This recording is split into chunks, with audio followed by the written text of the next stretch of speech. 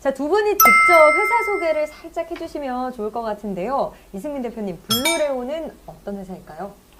네, 블루레오는 스스로 양치가 어려운 장애인이나 환자, 그리고 아이들을 위해서 누군가 대신해서 양치질을 해줄 수 있는 전동 흡입 칫솔이라는 제품을 네. 세계 최초로 개발한 회사고요.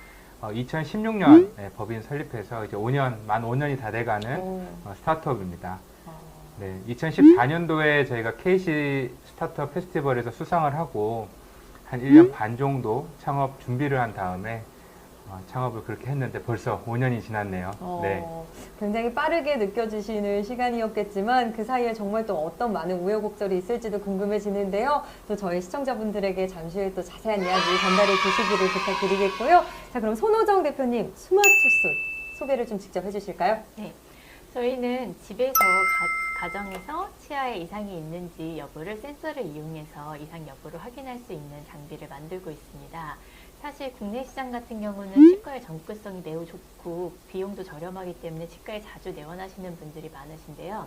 그렇지만 해외에는 그렇지 못한 곳들도 많고 네. 그리고 아이들의 또 치과에 대한 공포는 상상을 초월하기 때문에 저희가 아이들이 집에서 좀 친근하게 이상 여부를 확인할 수 있으면 좋지 않을까 하는 생각으로 그렇게 만들게 되었습니다.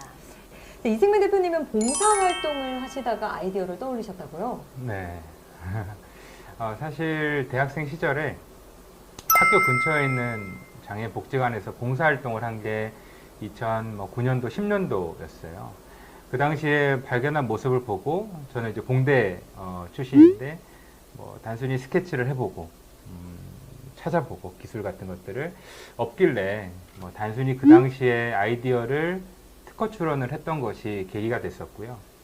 이런 봉사활동을 하고 나서 한 4, 5년 정도 지나서 다시 그곳에 봉사활동을 하러 갔을 때 우리 세상은 스마트폰도 생기고 삶의 변화가 정말 많이 느껴졌었는데 장애인복지관 안에서의 어떤 삶은 변한 게 하나도 없더라고요. 그래서 나라도 만들어 봐야 되겠다. 나라도 이 제품을 만들어서 좀 편해지실 수 있게 해드리고 싶다는 생각으로 창업 경진대회를 통해서 창업을 하게 됐습니다. 네, 제가 블루레오 회사 소개를 인터넷으로 좀 검색을 해봤는데 가장 먼저 영상에 뜨는 말이 작은 기능 하나가 삶의 큰 차이를 만든다라는 말이더라고요. 이 대표님의 생각을 어떻게 보면 좀 함축해 놓은 말인 것 같은데 또 봉사활동을 하다가 이런 아이디어를 떠올리셨다니까 또 아이템이 좀 더 특별하게 다가오는 것 같습니다.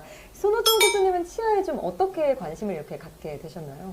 저는 아빠가 워낙 이가 안 좋으셨어요. 그래서 치과를 굉장히 자주 가셔야 됐고, 그다음에 회사에서도 해외 지사장 파견을 이제 명을 받으셨었는데 아빠가 치과에 가는 게 너무 어렵다는 이유로 그걸 거절하셨어요. 네. 그래서 그걸 보면서 이렇게까지 사람의 인생을 영향이 미칠 수도 있겠구나 하는 생각이 들었었어요. 그리고 이제 결혼을 하고 이제 남편도 이가 별로 안 좋았고 저도 이제 치아 같은 경우는 유전적인 영향이 굉장히 크기 때문에 아빠가 이가 안 좋으시니까 저도 걱정을 많이 했고 가족들이 다 치아가 안 좋은데 또 아이가 태어나니까 더 걱정이 많이 되더라고요. 네. 그래가지고 그런 것들을 좀 빨리 확인할 수 있으면 좋지 않을까 하는 생각으로 이런 장비를 만들게 되었습니다. 네, 두 분 모두 이 사람에 대한 관심과 좀 따뜻한 마음들이 있어서 이런 아이템이 나온 게 아닐까 하는 생각이 드는데요. 근데 두 분처럼 그동안 없던 어떻게 보면 최초의 것들을 시도하다 보면 이런 생각도 좀 들 것 같아요. 혹시 나만 필요한 건가? 이게 정말 많은 사람들에게 이게 필요할까? 니즈가 있을까? 라는 생각이 또 들었을 때도 있었을 것 같거든요. 어떠세요?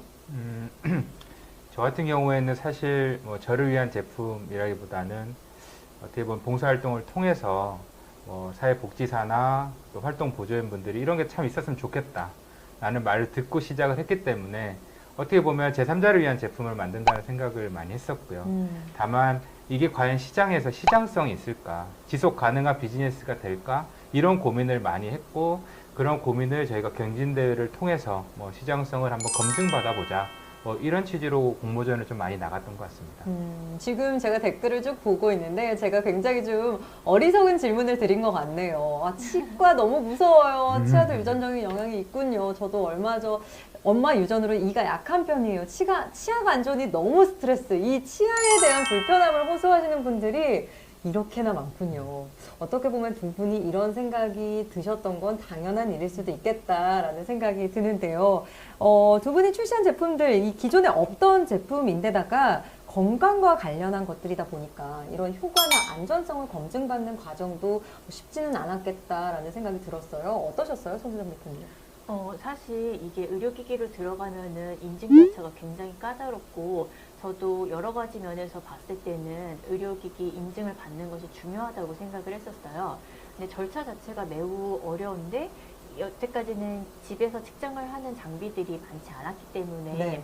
사실 사람들이 불편함을 느끼지만 이걸 인증이 기존에 같은 제품이 없다 보니까 받기가 너무 어려운 거예요. 그렇죠. 그 과정을 모두 거쳐가지고 제품을 출시하면 저희가 원하는 시기에 제품이 나오기 어렵겠더라고요. 최소 2년 이상의 시간이 걸리는 것도 있고, 그래서 저희가 그런 거를 B2B 사업으로 풀어보려고 여러 기관들을 방문을 했을 때도 그 기관들에서 저희한테 얘기를 할 때 의료기기 인증을 받으면 그 순간부터 제약이 많이 걸리는데, 그러니까 예를 들면 보험회사랑 협업을 했을 때 이걸 사은품으로 제공을 한다던가 그랬을 때 의료기기 인증을 받으면 그거에 대한 제약이 많이 걸릴 수 있는데, 그거에 대해서 고민을 해봤냐, 그런 것들을 많이 피드백을 받아서 좀 더 이거를 분야를 나눠가지고 의료기기 인증이 필요한 장비로 가는 파트도 준비를 하고 그렇지 않은 파트도 동시에 준비를 하면서 시장에 빠르게 진입할 수 있는 방향으로 지금 고민하고 있습니다.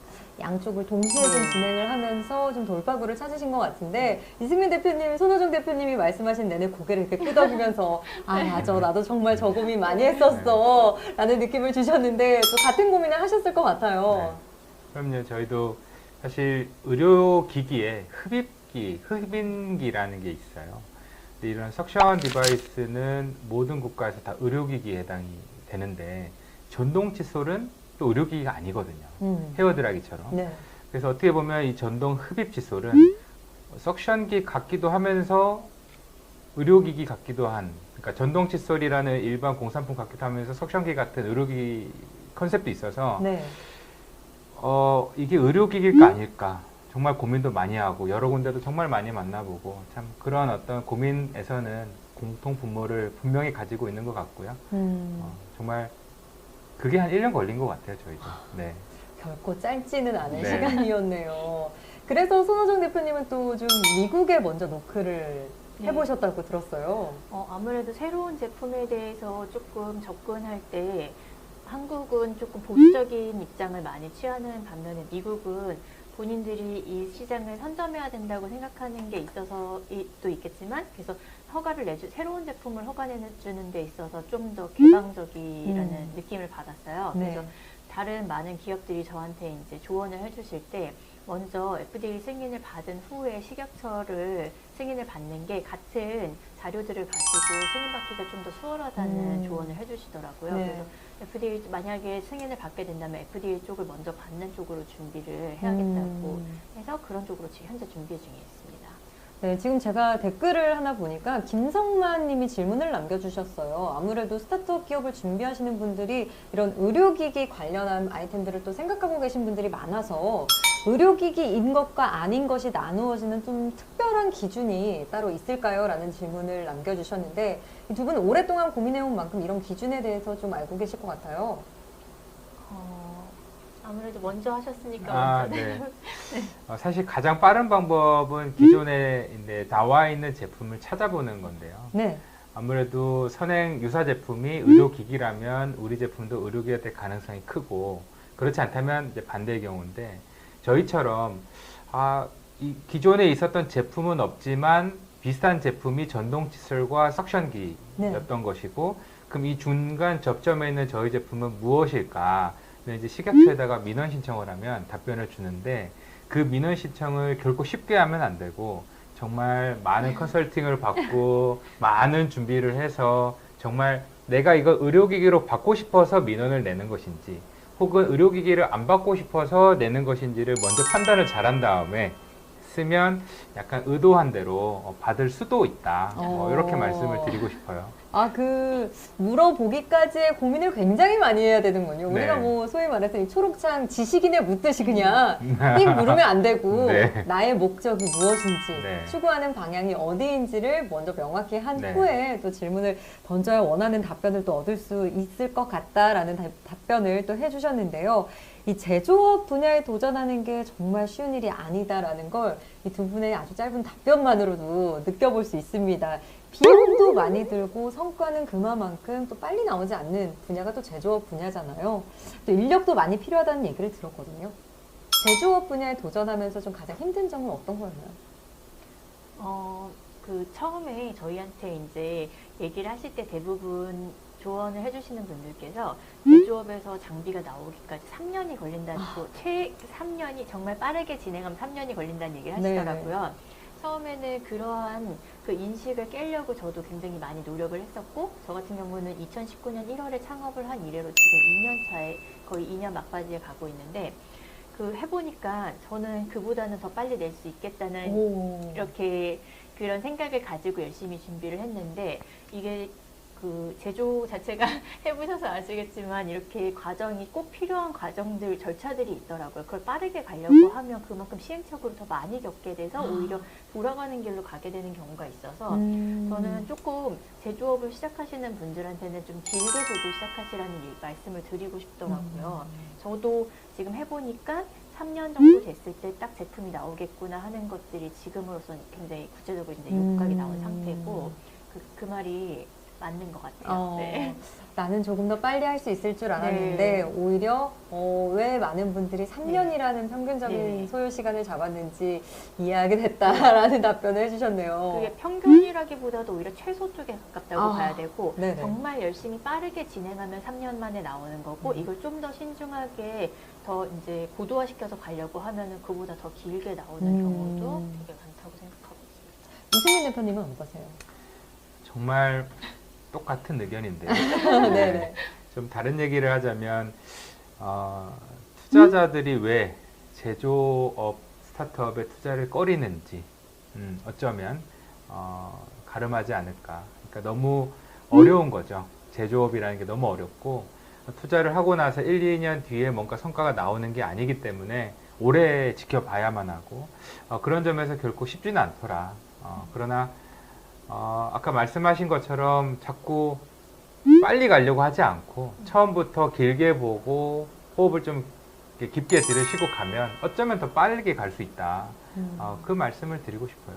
이승민 대표님은 그럼 제품이 나오기까지 어느 정도의 시간이 좀 소요되셨나요? 사실 저희가 비로소 제대로 된 제품이 나왔다. 3년 반 정도 걸렸고요. 네. 뭐 사실 제품을 출시를 빨리 했었습니다. 빨리 했었는데 저희는 출시하자마자 출시해서 이제 나갔던 제품들을 전부 다 자발적으로 회수를 해왔어요. 그래서 저희가 그 당시에 너무 많은 시행착오를 겪다 보니까 의료기기 연구소, 그러니까 인바디라는 이제 회사의 연구소 소장님 출신을 이제 스카웃을 했는데 그분이 들어와서 제일 먼저 한 판단이 품질 내지 신뢰성이 부족하다. 그런 판단이었고 저희는 이제 스카웃 회원 만큼 그 판단을 존중하고 전부 다 나갔던 제품을 회수를 해서 전략 폐기를 하고 개선된 공정, 개선된 부품으로 다시 만들어서 고객한테 전달을 했고요. 그 와중에 100% 모든 바이어들이 다 오케이를 해줬어요. 다 돌려주고 개선해서 이제 가져다 주는 거를 당연히 no problem이라고 해서 대응할 수가 있었습니다. 분명히 짧지 않은 시간 동안 여러 시행착오 끝에 또 이렇게 자식 같은 네. 제품이 출시가 된 것 같은데요. 손호정 대표님은 제조업 쪽에서 직장 생활하신 경험이 있다고 들었습니다. 네. 아무래도 스타트업 기업을 이제 창업함에 있어서 많은 도움이 되셨나요? 네, 저는 치과 쪽 장비 만드는 업체에서 7년 정도 근무를 했었고요.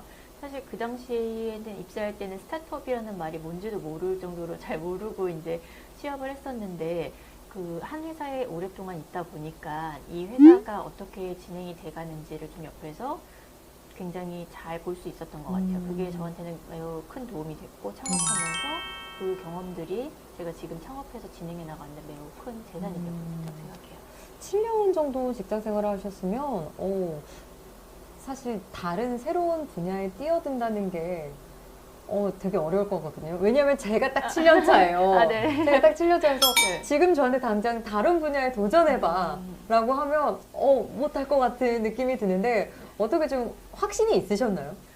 사실 제가 창업을 할 때는 확신이 있어서 했다기보다는 그냥 이런 게 있으면 좋을 것 같은데 과연 이거를 다른 사람들도 필요로 할까? 그렇게 생각을 했었거든요. 그래서 사실 이렇게 학생창업유망팀 300회에 참여를 했을 때 이렇게 저희는 스티커를 받는 형식으로 해서 소비자들의 반응을 보는 게 있었어요. 네. 그때 이제 제가 설명을 드렸던 분께서 이거 혹시 지금도 살 수 있냐, 아버지께 선물해 드리고 싶다, 그런 얘기를 피드백을 많이 받았거든요. 그래서 그때 이제 소비자들을 만났던 거를 계기로 사실은 이건 나한테만 필요한 게 아닌가, 우리 가족들이 너무 이제 이가 약했으니까 우리 가족한테만 필요한 게 아닐까라고 생각했는데 의외로 이걸 필요로 하는 사람이 내가 생각했던 것보다 훨씬 더 많구나, 그 생각이 들었을 때 이제 창업해야겠다고 생각한 것 같아요. 이 손호정 대표님은 2019년 도전K 스타트업 통합본선 특별상을 또 수상을 하셨습니다. 대학원생의 자격으로도 참가를 하셨는데 처음에는 이 대회가 좀 불공정한 게 아닌가, 불공평한 게 아닌가라는 생각을 하셨다고요? 네. 사실 대회에 나가봤는데 너무 잘하는 팀들이 많더라고요. 그래서 팀 간의 편차가 너무 심하다 보니까 너무 불공평한 거 아닌가라고 생각을 했었어요. 그게 제가 2018년도, 19년도 두 번을 참석을 했었는데 2018년도에 처음에 보고서 그렇게 생각을 했었거든요. 근데 잘하는 팀들이 있다 보니까 제가 어떻게 해야 될지 방향을 정확히 알 수 있겠더라고요. 그래서 하루하루 지나면서 진짜 제가 성장해 간다는 걸 좀 느낄 수 있었고 2018년도 대회를 이제 겪으면서 많이 배웠던 걸 바탕으로 해서 2019년도에 더 좋은 성과를 낼 수 있었던 것 같아요. 그래서 그런 분들을, 잘하시는 분들을 경쟁자라고 생각하는 것보다는 가장 가까이에서 배울 수 있는 멘토라고 생각할 수 있으면 좀 더 빠르게 성장할 수 있는 기회가 되지 않을까 생각합니다. 우리도 사실 너무 먼 곳을, 너무 높은 곳을 바라보면 막막하기만 한데 오히려 같은 참가자의 자격으로 이제 함께 참여를 하는데 나보다 더 나은 점이 있다 하면 더 좀 빠르게 습득할 수 있는 기회가 됐을 것 같아요. 또 이승민 대표님은 2014년 경신대회 1위를 하셨습니다. 네. 네. 이 교육부에서 주최하는 경진대회였고 이 창업 유망팀 300의 전신이라고 할 수 있는데요. 이 창업 경진대회의 시조새가 아닐까 하는 생각이 듭니다. 그런데 제가 들은 굉장히 놀라운 이야기가 하나 있습니다. 대표님 경진대회 때 이 심사위원님에게 혹평을 듣고 그 심사위원님을 직접 찾아가셨다고요? 네. 뭐 지금 생각하면 네. 좀 쑥스러운 얘기인데요. 네네. 창업을 해야 되겠다라는 마음가짐을 하고 나서 공모전에 나간 거기 때문에 그냥 공모전을 해보고 안 되면 말지라는 게 아니었기 때문에 혹평을 들었을 때 어떻게 하면 내가 더 잘할 수 있었고 어떻게 하는 게 더 바람직한 것인가에 대해서 고민이 많았습니다.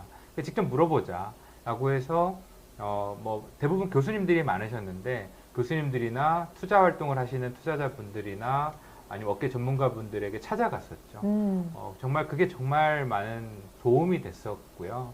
그리고 심지어 저보다 1년, 2년, 3년 혹은 5년 이상 먼저 창업한 선배님들이 투자를 받았던 노하우를 뭐 이렇게 강의해 주는 거, 뭐 내지는 견학, 뭐 이런 것들을 저는 굉장히 적극적으로 했었던 것 같아요. 그래서 창업 준비를 1년 반 동안 하면서 심사위원분들, 기창업 선배자분들, 뭐 사무실에도 견학을 하고 그런 활동을 왕성하게 했었습니다.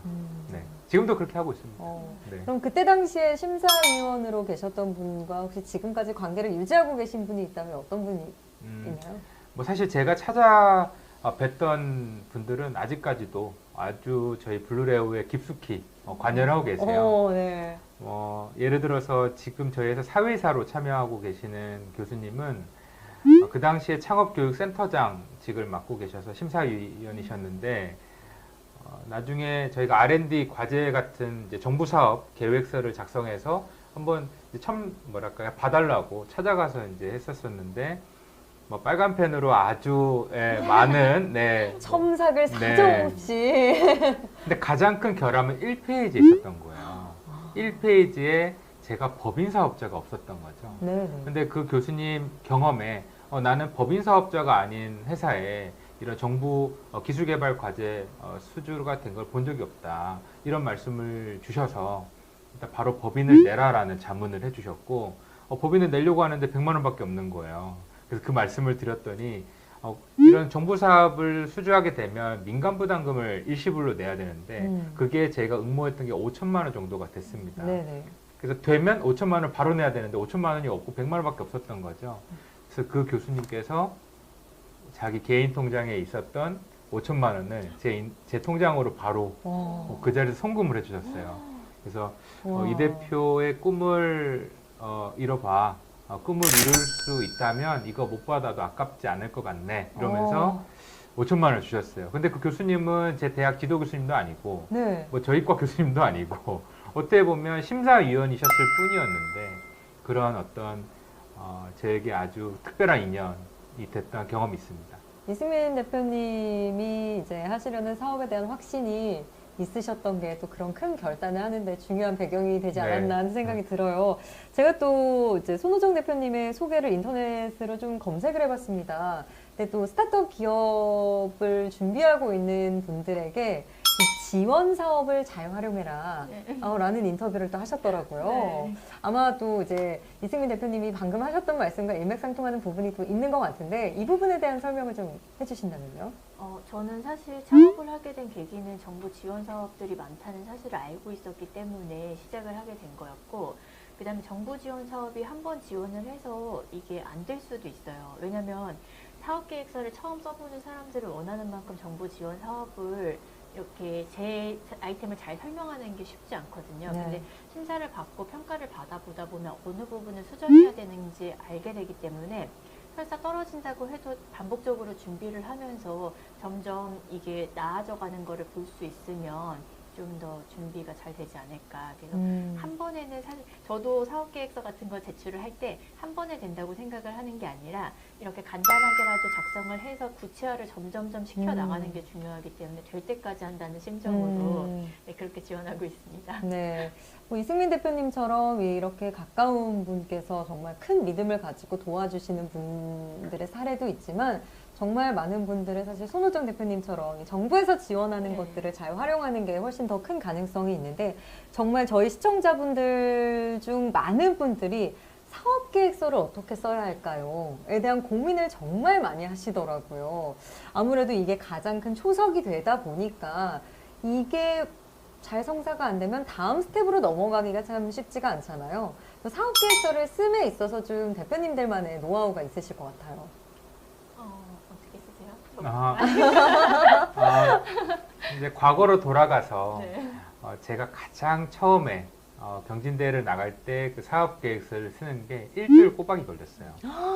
일주일 동안 아무것도 안 하고 오로지 이거 하나만 고민해서 방금 이제 대표님 말씀하신 것처럼 계속 디벨롭을 한 거죠. 근데 그 당시 일주일 동안 밤새서 만들었던 게 저희 블루레오 10년 계획이거든요. 근데 지금 생각보다 조금은 늦지만 차근차근 그 전철을 밟아 나가고 있고, 어떻게 보면 글만 잘 쓴다고 해서 다가 아니라 다 쓰고 나서 또 자고 일어나서 새로운 마음으로 다시 한번 보고 고치고, 그리고 아까 말씀드렸다시피 저는 꼭 전문가 내지는 다른 사람들의 의견을 보태서 계속 디벨롭을 시켜야지만이 의미가 있는 제안서가 된다. 그래서 저희도 초반에 이런 정부 지원 사업의 수혜를 많이 받아서 너무나 천운이라고 생각을 하고 있고요. 네. 뭐 그런 의견의 지혜가 모이면 훌륭한 사업 계획서 되지 않을까 이렇게 네. 생각합니다. 지금 많은 분들이 요민님, 그리고 K균님, 이성인님, 이주은님, 그리고 바바라님, 유대식님, 사업계획서에 대한 고민 정말 많다는 거 대표님들도 느껴지시죠? 손호정 대표님도 조언을 좀 해주신다면. 저 같은 경우는 그 사업계획서를 작성해서 제출해야 되는 곳의 성향이 어떤지를 잘 파악하라는 말씀을 드리고 싶어요. 예를 들면 정부 지원 사업 같은 경우는 목표가 있기 때문에 고용을 많이 창출을 한다든지, 그러니까 그 각 사업마다 그쪽에서 원하는 그 성과 지표들이 있어요. 네. 그런 성과 지표들을 얼마나 잘 이룰 수 있는지를 잘 판단하셔가지고 하셔야 되고, 특히나 사업 을 위한 사업 계획서를 쓰는 거 하고 그 다음에 그 정보 과제를 위해서 사업 계획서를 쓰는 게 약간 두 가지가 양식이나 아니면 필요로 하는 점들이 다르기 때문에 그것들을 좀 잘 파악해서 쓰시라는 말씀을 드리고 싶고 또 한 가지는 구체적으로 쓰셔야 돼서 네네. 특히나 수치가 많이 들어가면 굉장히 좋아하셔서 어. 예를 들면 내가 이렇게 그 생각했을 때 이 시장 규모가 얼만큼이냐고 그러면 어떤 자료에 근거해서 이게 몇 명 정도 되더라. 전체 인구수가 몇 명인데 그중에 이만큼 많은 사람들이 고통을 겪고 있어서 이런 것들을 우리가 이러한 방향으로 얼마만큼 개선을 시켜줄지에 대한 것들을 수치화시켜서 말해주는 게 중요하다고 생각하거든요. 이건 정말 꿀팁이네요. 네, 그래서 그런 것들을 좀 수치화시켜서 구체적으로 해주되 글은 짧고 간결하게 저는 쓰는 걸 권하고 있어서 네. 너무 어려운 거 아닙니까? 네, 그래서 수치를 많이, 그러니까 객관적인 데이터를 많이 활용시켜서 이걸 얼마만큼 내가 그러니까 구체적으로 만들 수 있을지를 좀 작성하는 게 좋을 것 같아요. 네. 모든 데이터들을 좀 수치화시켜서 명확하게 하되 목적과 의도는 명료하고 간단하게. 네, 간단하게. 그러면서도 나의 호소력은 또 짙게.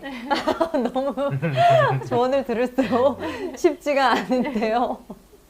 김성만님께서도 수치화하는 게 너무 어려운 문제인 것 같아요 라고 말씀하셨는데 그러면 제가 또 좀 연계되는 질문을 좀 드려보고 싶습니다. 수치화라고 하면 정말 발로 뛰는 시장 조사도 많이 해야 할 것 같고 그리고 뭐 서칭도 많이 해야 할 것 같고 뭘 해야 하는지 어느 정도 감은 오는데 두 분은 또 어떤 절차를 거치셨는지도 궁금해요.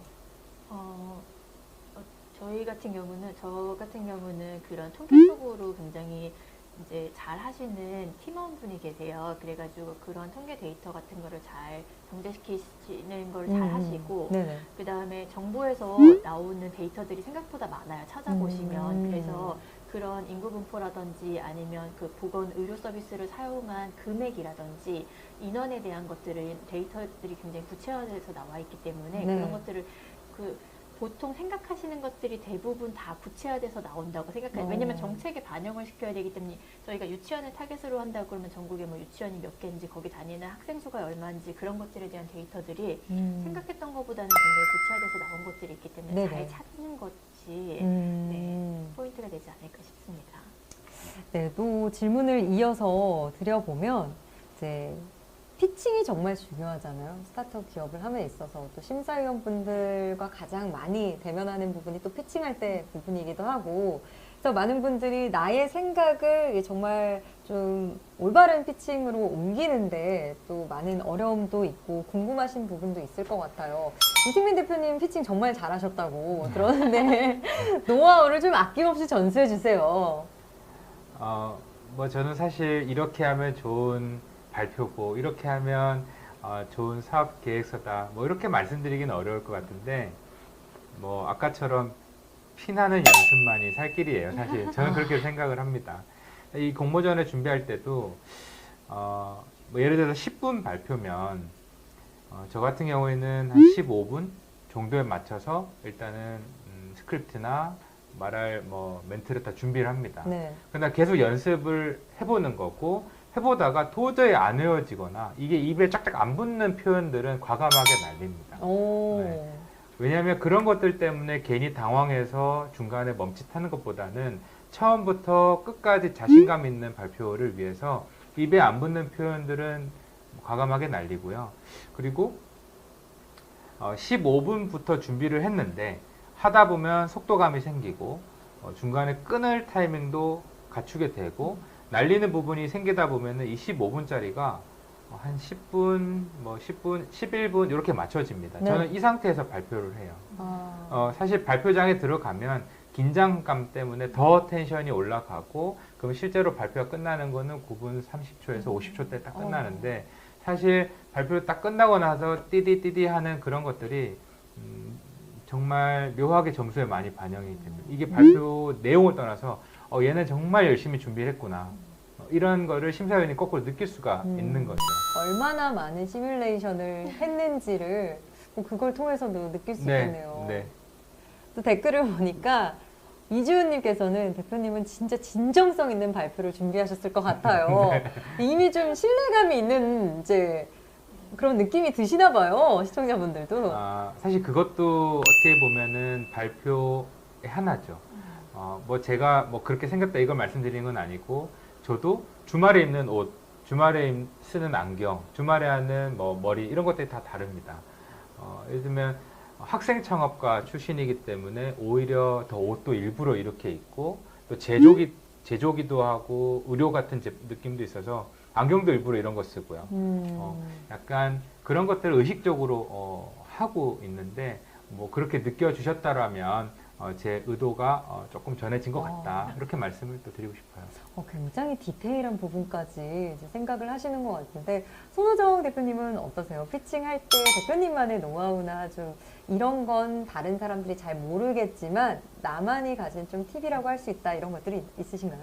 저도 이승민 대표님처럼 연습을 굉장히 많이 하는 편이에요. 네네. 피칭하러 가면은 피칭 가기 전에 한 100번은 해보는 것 같고 그 다음에 사실 직원들 앞에서도, 그러니까 같이 일하는 팀원들 앞에서도 굉장히 많이 연습을 해요. 그게 저도 이렇게 아는 사람들 앞에서 새로운 걸 설명하는 것처럼 말을 하면 사실 굉장히 부끄럽고 팀원들한테도 가끔 이제 좋은 모습을 많이 보이고 싶은데 이게 버벅거리거나 그러면 좀 부끄러운 부분이 있는데 제가 아는 사람들 앞에서도 이거를 자신 있게 할 수 없다면 모르는 사람들 앞에서 하는 거는 더 떨리지 않을 거라고 생각하기 때문에 최대한 많이 연습하고 진짜 옆에서 누가 툭 치기만 해도 시작될 수 있을 정도로 그렇게 많이 준비하고 가는 것 같습니다. 두 분의 공통점이 참 많으신 것 같은데요.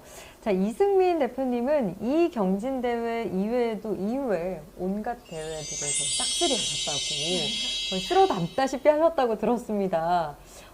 좀 진부한 질문일 수도 있는데 비결이 뭔가요? 라고 대본상에는 나와 있지만 이 부분에 대해서 정말 또 이승민 대표님 스스로는 굉장히 피나는 노력을 하셨을 것 같아요. 근데 어떤 부분에 있어서 가장 좀 집착적으로 준비를 많이 하셨는지 듣고 싶어요. 사실 이런 혹평 내지는 나오는 질문들이 비슷했어요. 어떻게 보면 전문가들이 비슷한 관점에서 평가를 했던 거죠. 그래서 그런 부분들을 계속 디벨롭을 하면 할수록 자신감이 생겼고, 뭐 예를 들면 전동 석션 칫솔을 만드는 것까지는 오케이. 네.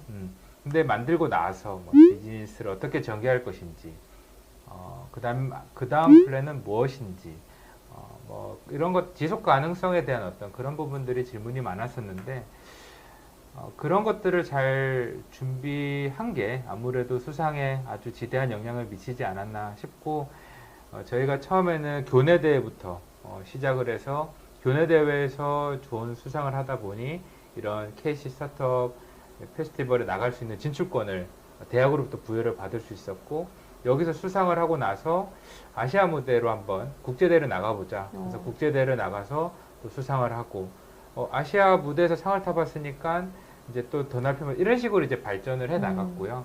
그러다 보니까 이제 영어로 된 영어 영문 사업 계획서도 나오게 되고, 그런 것들을 통해서 미국 수출도 하게 되고, 뭐 그런 연장선으로 성장을 한 것 같습니다.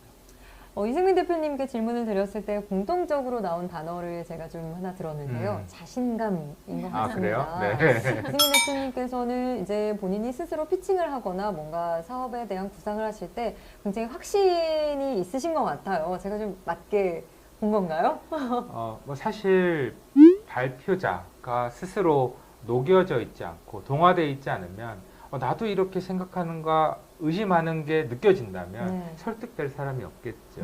그래서 그만큼 사업계획서나 발표를 할 때 연습을 해서 내가 이 내용에 녹여놔야지 표정부터 말투가 마치 이렇게 나레이션 하듯이 쫙 나와줘야 뭔가 이 말과 내용이 붙는데, 말은 말대로 하고 내용은 내용대로 따로 놀면 표정을 포함해서 그러면 이제 들어오지가 않는 거죠. 네, 그래서 그런 부분을 저는 굉장히 중요하게 보고 있습니다. 이승민 대표님께서 이제 이렇게 얘기를 해주시니까 요즘 말이긴 한데요. 그 경진대회 짬에서 나오는 바이브라고 하죠. 그런 좀 바이브가 느껴지는 것 같은데 손호정 대표님도 그러시죠. 이 손호정 대표님께서도 이 미국 글로벌 엑셀러레이터 테크스타즈에서 주최한 창업 경진대회 출전해서 1등을 하셨다고 들었습니다. 이 한국 대회를 접수하고 미국까지 영역을 확장을 하셨는데요. 이 대회는 좀 어떻게 나가게 되셨나요? 저는 사실 저희 제품이 국내 시장보다는 어떻게 보면 해외 시장에 더 맞는 제품이 아닐까 생각을 했어요. 치과가 너무 가까이에 많이 있기 때문에 그다음에 국내 시장은 사실 치과 시장으로 봤을 때는 그렇게 큰 시장은 아니에요. 그렇지만 기술력은 좋고 네네. 제품을 잘 만들기 때문에 해외에 수출하기 좋은 그런 아이템이라고 생각하거든요. 근데 해외에서 내가 진짜로 이게 가능성이 있다는 걸 보여주고 싶은데 그러면 그 사람들도 그거에 대해서 인정을 해야 되지 않을까. 그래서 그러면 만약에 설사 여기서 어떠한 성과가 없다고 하더라도 거기에 대회에 참여했던 사람들로부터 피드백을 받을 수 있겠구나 하는 생각을 가지고 이 제품이 정말 그들한테도 필요한지 물어보기 위해서 대회에 참여를 했고 근데 또 그들이 다행히 좋게 생각을 해줘가지고 그 대회에서 상을 받을 수 있었던 것 같아요. 이 제품은 국내보다는 오히려 미국 시장에 더 좀 필요로 할 것 같다라고 생각하기는 쉬운데 실제로 문을 두드리기까지는 참 많은 용기가 필요할 것 같거든요. 실제로 미국 이제 경진대에 출전하셨을 때 좀 기억에 남는 피드백이 있으시나요? 그 특허와 관련된 거를 굉장히 깊이 있게 물어봤었어요. 그래가지고 저희가 준비를 생각했던 것보다는 훨씬 특허를 더 많이 준비해야겠구나 약간 그런 생각들을 많이 했었고요. 그다음에 이제 댓글에 보니까 테크스타즈 1등이면 세계 진출이라고 하시는데 테크스타즈 자체가 굉장히 유명한 그런 엑셀러레이터 기업인 것도 맞고 그다음에 저희가 미국에 가기 전에 처음에 이제 저희는 아이코어라는 프로그램을 통해서 3주 동안 미국에 가게 됐고 그 중에서 이 대회 주말에 이제 참여를 하게 됐는데 지역에 있는 작은 대회이기 때문에 거기서 이제 그 단계들을 밟아 올라가면 결국 본선까지 갈 수 있지만 저희는 시간적인 제약도 있고 해서 그냥 지역에 있는 대회에 참여를 했었던 거고요. 그다음에 말씀하신 것처럼 거기서 받았던 피드백은 특허와 관련된 것들이 굉장히 많았기 때문에 그러한 부분들을 치밀하게 준비해야 해외 진출이 가능할 거라고 생각했어요. 또 제가 댓글을 보니까 이홍은님께서 해외 수출하려면 유통 과정이 어떻게 되는지도 좀 궁금하시다고. 사실 대기업이 아니기 때문에 이런 과정도 스타트업 기업을 준비하는 분들의 입장에서는 좀 막막할 수 있거든요. 좀 그래도 경험이 있으시니까 말씀을 해주실 수 있을 것 같아요. 저희는 뭐 예를 들어 작년에 7번 정도의 해외 전시회를 나갔었는데 사실 이런 해외 전시회를 나가서 B2B죠. 어떤 해외 우리 제품을 수입하는 바이어들을 만나게 되고 이를테면 최종 소비자 가격이 30만 원이다. 그렇고 하면 B2B 가격으로 그 유통업자 내지는 바이어에게 뭐 반이나 뭐 합의된 금액으로 제품을 이제 공급하게 되고 그 바이어와 함께 앞으로 유지 보수 혹은 AS 정책 이런 것들에 대해서 합의를 보게 됩니다. 저희 같은 경우에는 많으면 2단계 정도의 유통 채널을 거쳐서 적으면 2단계 정도가 되는 유통 채널을 거쳐 소비자한테 전달이 되는 것 같아요. 어떻게 보면 수입하는 담당이 있고 소비자에게 판매하는 담당이 있는 것이죠. 디스트리뷰터, 리셀러 이렇게 보시면 될 것 같아요. 그래서 미국이나 노르웨이나 이런 유럽 국가들 수출을 하고 있는데 참 처음에 뚫는 게 쉽지가 않았습니다. 그래서 가장 중요했던 거는 레퍼런스를 가지고 나가는 거냐 아니면 아직 수출 경험이 전무한 상태에서 나가는 거냐 그게 바이어 입장에서 중요했던 것 같습니다. 그럼 그런 좀 높은 진입 장벽이라고 해야 할까요? 어떻게 좀 넘을 수 있게 되셨나요? 우선 제가 직접 해외 전시를 나갔고요. 왜냐하면 그만큼 진지하게 임했다라고 봐주시면 좋을 것 같고 미국 시장을 뚫으니까 조금 많이 전개가 됐습니다. 사실 수출 실적이 전무했을 때는 그냥 전시회를 나가서 어느 국가든 바이어를 만나가지고 제품을 팔 수 있지 않을까? 라고 생각했었는데 그건 좀 착각이더라고요. 미국에 있는 몇몇 기업들을 저희가 추려서 제안을 하고 그 수출 실적을 가지고 판매 실적을 가지고 유럽에 있는 국가들하고 협상을 했을 때 미국에서도 그렇게 판매가 되고 있고 미국에 있는 기업도 그렇게 사가고 있으면 우리도 그렇게 받을게 이런 어떤 것들이 있었고 AS 정책들도 미국에서 그렇게 하면 우리도 그렇게 할게 약간 이런 것들이 좀 있었어요. 그러니까 저희가 협상을 할 때 그렇게 유도를 많이 했죠. 미국에 있는 바이어도 이렇게 많은 제품을 사가는데 그렇게 하는데 너네 요거밖에 안 사가면서 왜 그래 약간 이런 식의 어떤 표현을 했고요. 그런 약간의 말들을 하기 위해서 피나는 또 영어 학원을 다니면서 또 그런 과정이 또 있었습니다. 와, 또 말씀하시는 걸 들어보니까 협상의 달인이신데요. 그러니까요. 소보정 대표님은 또 좀 어떤 절차를 밟으셨나요? 저희는 아직 제품이 해외 수출까지는 안 네. 되기 때문에 제가 이승민 대표님께 많이 배워야 돼요. 앞으로 제가 종종 아닙니다. 찾아뵙도록 하겠습니다. 이 지난 미더데이 4회차에 나오셨던 곽태일 대표께서 이 팁스는 꼭 해야 한다 라고 강조를 해주셨더라고요. 그런데 학생 창업 경진대회 출신 학생 창업팀으로 팁스에 처음 참여한 팀이 또 블루레오라고 들었습니다. 역시 경진대회계 시조새다우십니다. 이 스마트스도 마찬가지로 팁스에 참여 중이신데 어떤 장점이 있는지 또 어떻게 준비하면 되는지 좀 이 자리를 빌어서 좀 간단하게나마 설명을 해주신다면 어떨까요? 제가 뭐 팁스 홍보대사는 아니지만 팁스 프로그램은 현존하는 창업 지원 프로그램 중에서 정말 반드시 해야 되는 사업이다라고 말씀을 드리고 싶고요. 이 사업은 R&D, 그러니까 기술개발 자금과 해외 마케팅 자금, 창업 지원금, 그리고 선택적으로 더 받을 수 있는 투자금까지 최대 10여억 원을 수령할 수가 있어요. 저희는 창업을 하자마자 2016년 3월에 법인을 내자마자 팁스를 5월 달에 응모를 했고 최종적으로 선정돼서 시작한 건 10월 1일이거든요. 그래서 어떻게 보면 만 6개월 만에 팁스 프로그램에 저희가 승차를 하게 됐는데 뭐 그 때문에 많은 개발비를 이런 정부 지원 프로그램을 통해서 도움을 받을 수 있었고요. 그리고 투자금을 아껴 쓸 수 있었습니다. 네. 네. 손호정 대표님도 하실 말씀이 있을 것 같아요. 네, 저희 같은 경우도 저는 이제 2019년 1월에 창업했고 팁스 같은 경우는 12월 달에 이제 확정이 된 상태, 12월 달부터 팁스를 시작했어요. 2019년 12월부터 네. 시작했어요. 그래서 1년 정도 됐는데 저는 투자를 받을 때도 그렇고 아까 사업 계획서를 낼 때도 마찬가지로 저희가 팁스가 그 선정이 그러니까 재도전하고 그러고 나서도 떨어졌다는 연락을 받았다가 저희가 후보 첫 번째였는데 앞팀 중에서 이거를 계약을 안 한 팀이 있어가지고 저희가 들어가게 됐거든요. 근데 네. 사실 팁스 같은 경우는 재도전 하시는 분들도 많고 워낙에 마음 졸이면서 그 과정들을 지나가는 팀들이 제가 생각했던 것보다 굉장히 많더라고요. 근데 저는 뭐든 될 때까지 하는 성향이라서 팁스도 떨어졌을 때 두 번째 떨어졌을 때도 그럼 세 번째 준비해야겠구나 하면서 준비를 막 하고 있었는데 이제 다시 합격했다는 연락을 받았어요. 그래서 모든 그 의지를 가지고 될 때까지 한다는 생각으로 하시면 네, 아마 선정되는 거는 무리가 없지 않을까 생각합니다. 한두 번 실패하더라도 네. 뭐 절대 포기할 일은 아니네요. 네. 또 이승민 대표님께서는 크라우드 펀딩도 하셨었다고요. 네. 저희는 뭐 예전 표현일 수도 있는데 리워드형, 그러니까 제품을 이제 후원자들에게 드리는 그런 프로그램과 크라우드 펀딩을 통해서 회사의 지분 투자를 받는 두 가지 다 경험을 해보았고 이번에 아까 고양이용 칫솔 요무 양솔이라는 칫솔을 아유 이름이 너무 귀여워요. 크라우드 펀딩을 통해서 이번에 선보이게 됐어요. 네.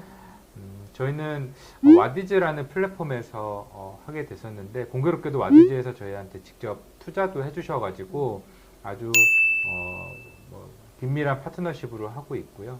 아무래도 크라우드 펀딩을 하게 되면 다양한 분들하고 인연이 될 수 있어서 너무 좋은 부분이 있을 수 있고 또 뭔가 신제품을 출시했을 때 정말 작은 조직에서 신제품 출시했다고 해서 알아주는 곳이 없는데 이런 크라우드 펀딩이라는 화제 그리고 마케팅 요소를 통해서 신제품 출시를 하면 보다 많이 알릴 수 있다는 점이 장점인 것 같습니다.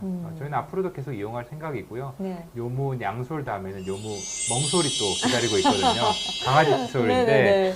그것도 크라우드 펀딩 통해서 론칭할 예정입니다.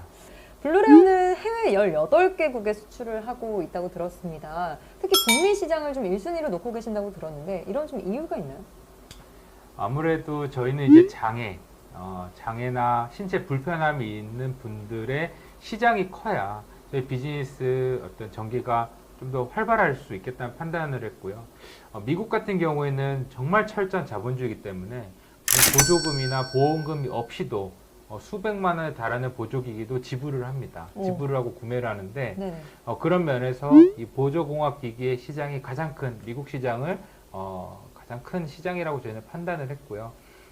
미국에서 바이어를 저희가 만나게 되니까 다른 나라에서도 바이어를 만날 수가 있었고 어떻게 본이 18개 국가 26개 바이어에게 수출을 하게 됐네요. 두 분께서 정말 많은 생각을 하고 또 행동을 하시지만 그러면서도 다 생각대로 되는 건 아니기 때문에 중간중간 피봇을 할 수밖에 없는 상황들이 있었을 것 같아요. 송수정 대표님은 어떠세요? 저는 사실 처음에 구강 진단 장비를 제작할 때 가정에서 쓰는 거고 칫솔이랑 같이 붙여서 만들면 좋겠다는 생각을 했었어요. 네네. 왜냐면 항상 보이는 데 있어야지 더 자주 측정하게 되고 그러면 사람들이 더 많이 쓰지 않을까 생각했었거든요. 근데 해외 시장에 나가고 싶다고 얘기를 하는데 그 해외에 나가서 칫솔, 그러니까 맨날 칫솔들을 보러 이제 많이 다녔었거든요. 근데 해외 시장은 약간 모의 질이라든지 아니면 칫솔 모의 크기라든지 그런 것들이 또 국내에서 판매되는 것들이랑 다르더라고요. 그러면 저희가 전 세계인들의 니즈를 다 맞출 수 없는데 사실 센서 하나만 만들기에도 저희는 사실 작은 기업이라서 제약이 많은데 네네. 거기다가 많은 사람들의 니즈를 충족하는 칫솔까지 같이 만들면 좀 어려움이 있겠다고 생각해서 그냥 과감하게 칫솔을 빼고 네. 진단 장비에 좀 더 집중해보자. 그래서 그때 이제 제품의 형태가 좀 변경되었습니다. 두 분이 또 말씀하시는 거에 공통점을 찾아보면 아닌 것 같고 안 될 것 같으면 과감하게 좀 빼는 그런 선택도 좀 필요하다는 생각이 드네요. 정말 다양한 주제의 질문들이 올라왔어요. 어떤 질문을 가장 먼저 해보면 좋을까요? 박민쿠님께서 이승민 대표님께 좀 물어보고 싶으신 것 같아요. 현재 판매하고 있는 진동 칫솔과 차별화되는 블루레오만의 특장점이 뭐가 있나요? 아무래도 그 석션 기능이 가장 먼저 저는 떠오르는데 이승민 대표님께서 또 부연 설명을 해주시고 싶은 부분이 있나요? 저희가 판매하는 여러 가지 제품이 있는데 그 중에 전동 흡입 칫솔이라는 G백이라는 모델은 세계 최초로 이제 흡입 기능을 전동 칫솔에 넣은 거죠. 이를테면 다이슨 청소기랑 필립스 전동 칫솔이랑 결합되어 있다. 이렇게 보시면 될 것 같고 이 제품은 나를 위한 칫솔이 아니라 누군가를 대신해서 이렇게 해주는 양치질을 해주는 컨셉의 첫 전동 칫솔이라고 말씀을 드리고 싶어요. 이 제품은 세계 최초이자 세계 유일에 저희가 판매를 하고 있고 저희가 부스를 내면 가장 많이 또 찾아오는 게 필립스기도 하고요. 뭐 기술에 대한 자부심을 가지고 임하고 있는데 저희가 이 제품을 만들면서 축적된 품질 관리 능력 혹은 가격 경쟁력 등등을 갖춰서 어떻게 보면 뭐 S 라인업이라든지 A 라인업 같은 것들을 다양하게 지금 갖췄어요. 그래서 정말 고품질의 제품을 저렴하게 만나볼 수 있게끔 저희가 이번 4분기부터 연달아 제품을 쫙 출시를 하고 있거든요. 올해 정말 칼을 갈아서 지금 화면에 있는 A100이라는 제품은 34,800원인데 네. 시중에 이 가격으로 만나볼 수 있는 제품은 없거든요. 정말 저희가 칼을 갈아서 만들었고 네. 지금 12월 20일에 이번 달 20일에 나오는 그 S150이라는 모델은 CJ 홈쇼핑 쇼호스트도 어떻게 이 가격에 이 제품이 나오냐고 몇 번씩 물어볼 정도로 굉장히 좋은 디자인과 품질로 저희가 승부수를 띄웠습니다. 또 고양이 칫솔도 저희가 이제 와디즈 크라우드 펀딩에서 지금 이제 어저께 이제 오픈이 됐는데 고양이를 위한 칫솔까지도 저희가 넘보고 있습니다. 네. 요즘도 반려동물을 키우는 분들이 많으시니까 관심을 안 가질래 안 가질 수가 없겠네요. 이 블루레오의 특장점에 대해서 또 대표님의 설명 들어봤고요. 다음 질문은 이홍은님께서 남겨주신 질문인데요. 제가 고등학생 때 창업대회를 나가기 위해 제품을 만들 때 공장과 컨택하는 부분에서 어려움을 좀 겪었습니다. 제품을 만들기 위해서는 공장을 컨택해야 하는데 두 제품들은 어떤 공장을 컨택하셨나요? 라는 질문을 남겨주셨어요. 손호정 대표님 답변을 좀 해주시면 좋을 것 같아요. 저희는 아직 제품이 나오지 않았기 때문에 네. 안 그래도 공장을 지금 계속 알아보고 있는 중이고요. 저는 많이 알아봐야 되는 게 정답인 것 같아요. 사실은 그 각 분야마다 새로운 제품을 출시하면 이 제품을 했던 경험이 없는 기업들이 대부분이기 때문에 제가 원하는 만큼의 제품 퀄리티가 안 나올 수도 있고 그렇기 때문에 굉장히 많은 그 조사가 필요하고 준비가 필요하다고 생각합니다. 그거는 발로 뛰는 수밖에 없는 거예요. 발로 뛰는 수밖에 없다. 이승민 대표님은 좀 어떠셨어요? 공장을 알아보는 데 있어서. 사실 공장과의 어떤 인연은 정말 많은 시행착오의 또 시작이기도 하죠. 네, 누구를 만나고 어떤 분과 함께 하느냐. 근데 지금을 생각해 보면 뭐 사무실에서 해결되는 일은 아니니까 당연히 발로 좀 띄워줘야 내가 직접 알아야 또 해결할 수 있는 부분도 있고 그냥 아까 전에 해주셨던 그 질문의 취지는 아무래도 고등학생 신분에서 찾아갔기 때문에 어쩌면 이렇게 내가 공장 관계자가 답변해주는 게 비즈니스가 이어갈 수 있을 거라는 생각이 안 들어서 어떻게 보면 무성의한 답변 응대를 하지 않았나라는 네. 생각도 들어요. 네. 저희 학생 창업자들에게는 어쩌면 그 부분이 되게 중요할 수 있다는 생각이 듭니다. 내가 단순히 공모전에 내려고 만 온 게 아니라 정말 내가 잘 돼서 이게 비즈니스로 이어지면 사장님과 내가 같이 할 거라는 그런 생각으로 가야 되고 그 진정성을 읽으셔야만이 친절한 응대를 또 받을 수 있을 거라고 생각합니다. 또 그런 창업자분을 알아보는 것도 공장주님의 능력이죠. 아, 네, 그렇죠. 자, 다음 질문은 이주훈님께서 올려주셨습니다. 가장 관심 있는 사항인데요. 소비자에게 판매하기까지 제품의 가격을 결정하는데 어려웠을 것 같습니다. 제품의 가격을 결정하는 데 있어서 고려해야 할 만한 사항이 무엇이 있을까요? 라는 질문을 또 남겨주셨습니다. 소비자 입장에서는 가격도 제품의 경쟁력이거든요. 이 제품의 가격을 어떻게 책정을 해야 할지도 참 고민이 많을 것 같아요. 다방면으로. 어떠세요? 저는 사실 미니멀리즘을 추구하는 스타일이라 될 수 있으면 소비를 많이 하는 성향은 아니에요. 네. 그러다 보니까 이 제품을 내가 정말 살 건가? 그렇게 산다고 했을 때 이걸 얼마면 살까? 그거를 가지고 많이 저도 많이 생각을 하고 주변에 최대한 많이 물어보고 하다못해 강남역 사거리에서 지나가는 사람들도 붙들고 물어보면서 이런 제품이 있으면 사시겠냐? 얼마면 사실 생각이 있냐? 그렇게 물어보고 생각을 했어요. 그래서 제품을 만들어 갖고 그걸 가격을 놓고 소비자를 걷다가 맞추려고 하면은 사실은 절대 맞추기가 힘들고 그렇게 하는 것보다는 소비자가 원하는 가격대를 이렇게 어느 정도 시장 조사를 해서 찾아낸 다음에 그 가격에서 내가 제조를 했을 때 이렇게 매출이나 아니면 제조 단가나 그런 것들을 빼고 났을 때 수익을 어느 정도 따져가지고 판단을 해야 되기 때문에 그 원하는 기능을 모두 넣고 싶지만 그게 소비자가 필요로 하지 않는다면 의미가 없으니까 가격을 설정해놓고 거기에 맞춰가지고 내가 할 수 있는 것 중에 빼야 되는 것들을 하나씩 추려가면서 가격을 맞추는 방향으로 하는 게 좀 더 현실 가능성이 있다고 저는 생각합니다. 이승민 대표님은 어떠세요? 제가 드리고 싶었던 말씀은 방금 해주셨어요. 네. 결론은 소비자가 원하는 가격이 내가 출시할 가격이어야 경쟁력이 있다. 네, 그렇게 말씀드리고 싶어요. 네. 자, 계속해서 이야기를 좀 이어나가 보도록 하겠습니다. 네, 김아현님께서 남겨주신 질문인데요. 전동 칫솔이라는 제품은 이미 시중에 너무 많이 나와 있어서 차별화를 두기 어려우셨을 텐데 양치질이 불편한 사람들을 위한 흡입 기능이 있는 칫솔을 개발하시게 된 동기와 배경이 궁금해요 라는 질문을 남겨주셨어요. 아무래도 봉사활동을 하면서 또 그런 영감을 얻으셨다고도 하는데 이를 또 구체화하면서 또 일어났던 일들이 있을 것 같아요. 저는 사실 니즈는 복지관에서 사회복지사분들, 장애인 당사자분들 그리고 그 보호자분들의 의견을 듣고 시작을 했는데 구체화해 나가는 과정을 공모전을 통해서 구체화를 했어요. 사실 경진대를 처음 나갈 때까지만 하더라도 아무것도 없었습니다.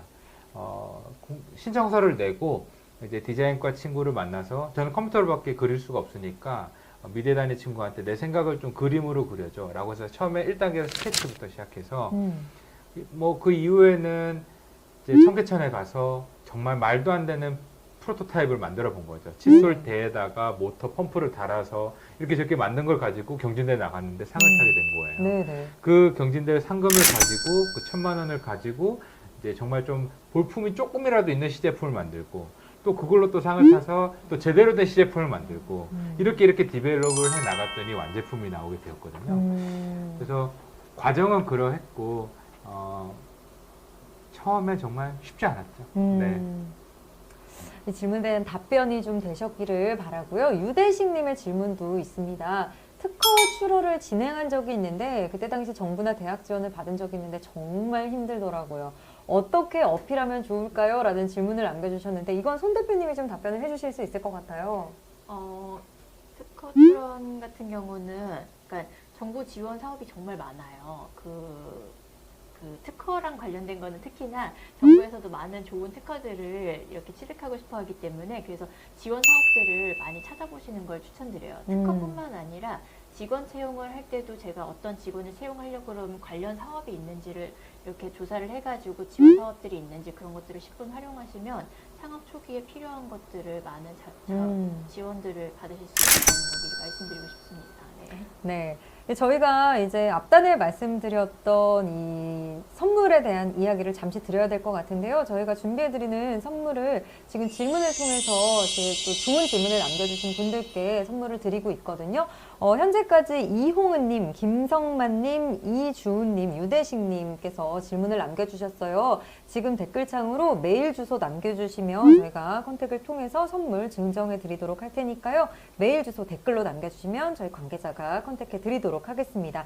이홍은님, 김성만님, 이주은님, 유대식님 메일 주소 남겨주세요. 자, 5분께 선물을 드리기 때문에 이제 선물을 드릴 수 있는 분은 한 분 남으셨거든요. 두 대표님께서 좀 선정을 해주시면 좋을 것 같은데 어떤 질문이면 좋을까요? 질문이 잘 보이시나요? 선택하시는 네, 아니 뭐 글이 너무 많아서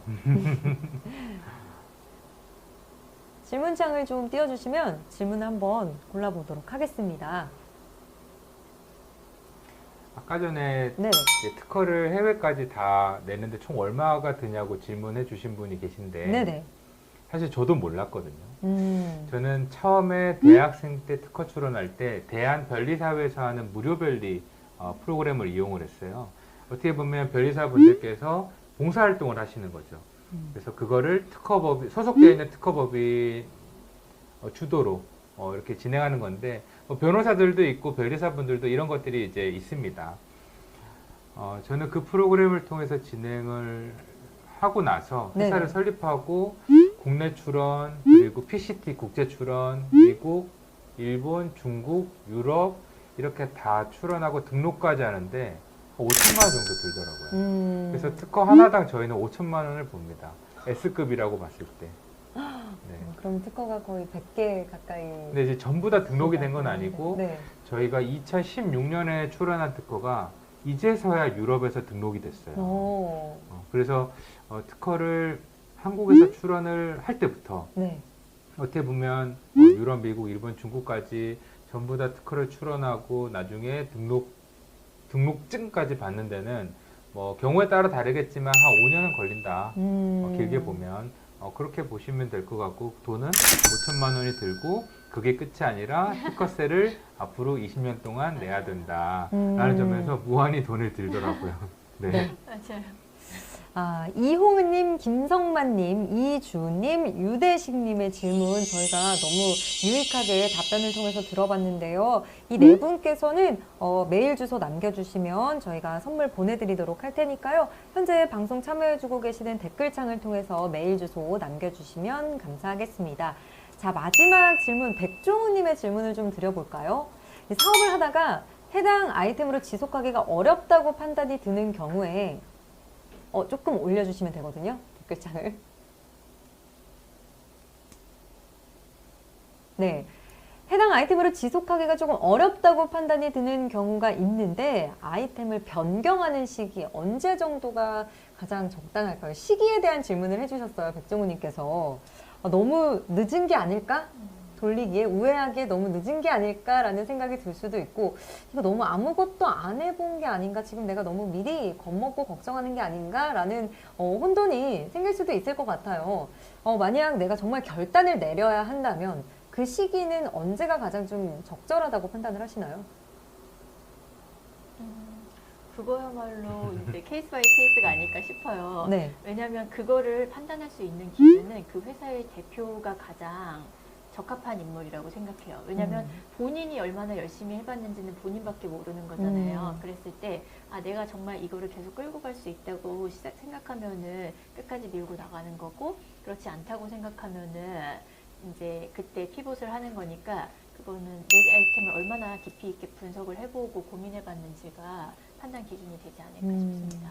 실제로 좀 피봇을 하셨을 때 그때 가장 좀 너무 늦긴 했다라고 느끼셨던 그 시기가 있을 것 같아요. 어떤 시기에 도달해서야 좀 피봇을 한 경험도 있으신지.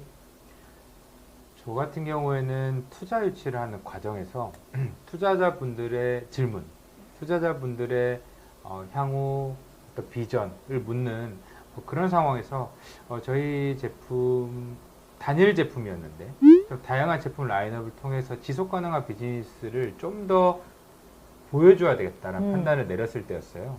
그게 저희는 창업한 지 4년 정도 됐을 때여서 이미 정말 많은 돈을 투자를 했고 그거를 판매하고 있고, 근데 더 많은 매출을 발생하기 위해서 아까 말씀드렸듯이 뭐 S100, S150, 이 제품 A100, 그리고 고양이 칫솔, 요문 양솔 이런 것들을 라인업을 쫙 갖추게 됐고, 준비는 3년 차부터 했지만 네.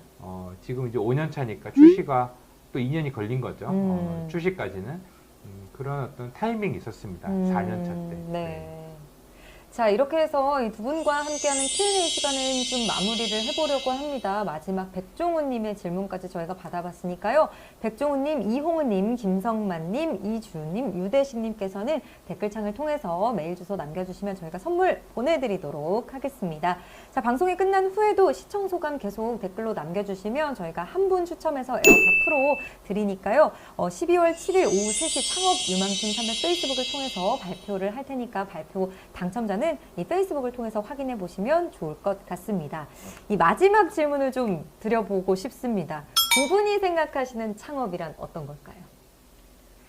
저는 창업도 스포츠의 하나가 아닐까 생각해요. 오, 네. 그러니까 열심히 노력을 하고 그거를 실전에서 보여줄 수 있는 거잖아요. 그것과 똑같은 과정들을 창업 과정에서도 저는 느끼고 있다고 생각하거든요. 그러니까 많은 연습만이 내가 실전에 있었을 때 결과를 보여줄 수 있는 게 되고, 그다음 이 대회가 끝이 아니라 또 다른 기회가 올 수 있기 때문에 그걸 위해서 이번에 실패했다고 또 다시 연습해야 되니까 저는 스포츠가 아닐까 생각합니다.